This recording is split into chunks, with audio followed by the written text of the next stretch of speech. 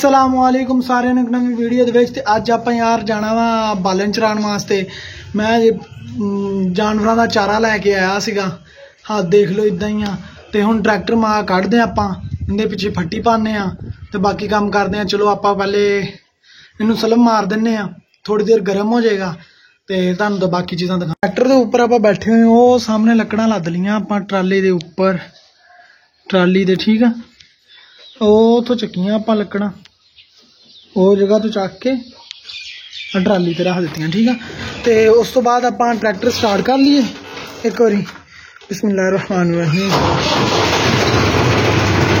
ते गर्म होंदा जनीकर, और नीकर आपां अंदरों फट्टी लिया के पा दी। अरे तो पहुंच चुके अंकल हुणां दा आ रहा ठीक है। मैं कैमरा एक बारी साफ, अपना ट्रैक्टर है ठीक है। तो सुच सुच कटता इन्ना को बालन लिया, बालन आप चला ही खड़ना। हम बालन चलाते आप भाई लगे हुए फुटियां फुटियां कड्ढन दे कढ़ लैन, और नहीं फिर आप बाकी दुकान दिखा लीए। इतने पीन शीन वाली मशीन लगी हुई आ, आटा पींदे पे आ। इस तरीके नाल काम चलन दिया। इधर आ दूसरिया मशीनां चलन दियां फट्टे फुट्टे वालियां, फट्टे फुट्टे वाली मशीनां चलन दियां ठीक है।